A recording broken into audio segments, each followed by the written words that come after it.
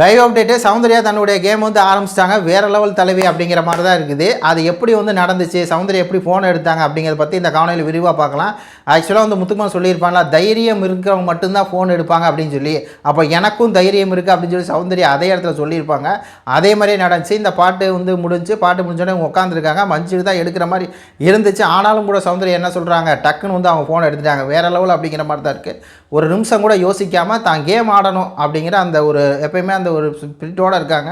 அதனால் வந்து ஃபோனை எடுத்துட்டாங்க. ஃபோனை எடுத்துகிட்டு பிக் பாஸ் வந்து பட்ட பாட்டிருக்கே சௌந்தர்யாட்ட அப்படின்னு தான் இருக்கணும். அவர் வந்து சொல்கிறாரு செட்டு மீல்ஸுங்கிறாரு.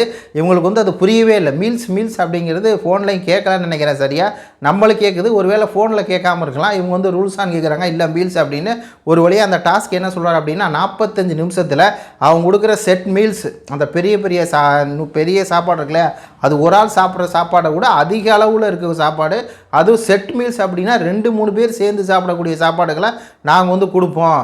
அதை வந்து நீ சாப்பிடணும், நீங்கள் சொல்கிற ஆள் வந்து சாப்பிட்ணும், அப்போ உங்களுக்கு பாயிண்ட் அப்படிங்கிற மாதிரி அந்த டாஸ்க் வந்து கொடுக்குறாரு. இதில் சௌந்தர்யா பார்க்குறாங்க யாரை சாப்பிட சொல்லலாம் அப்படின்னு பார்க்கும்போது எல்லாருமே வராங்க. அது பவித்ராவாக இருக்கட்டும், விஷாலாக இருக்கட்டும், அருணாக இருக்கட்டும், ராணவ் எல்லாம் வரேங்கிறாங்க. ஒரு கட்டத்துக்கு மேலே சௌந்தர்யா என்ன டிசைட் பண்ணுறாங்க அப்படின்னா, விஷாலை வந்து திண்டி போண்டாராம், அவன் வந்து நல்லா திம்பா அப்படின்னு சொல்லி நான் விஷாலை சொல்கிறேன் அப்படின்னு சொல்லிடுறாங்க.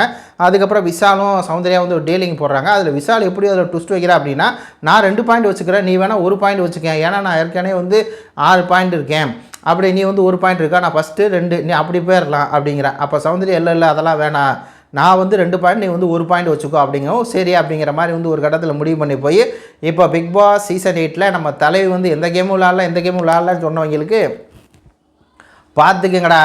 டிடிஎஃப் டாஸ்கில் தலைவி எல்லா கேம்லேயும் தன்னை வந்து ப்ரூவ் பண்ணிக்கிட்டே இருக்கா. இப்போ விஷால் தான் வந்து சௌந்தர்யாக்கா சாப்பிட போகிறான். சாப்பிட்டு அது என்ன நடக்குது அப்படிங்கிறத 45 நிமிஷம் கழிச்சு தான் தெரியும். அதையும் நான் வந்து அப்டேட் பண்ணுவேன். உங்கள் கருத்துக்களை வந்து சொல்லுங்கள். நன்றி, வணக்கம்.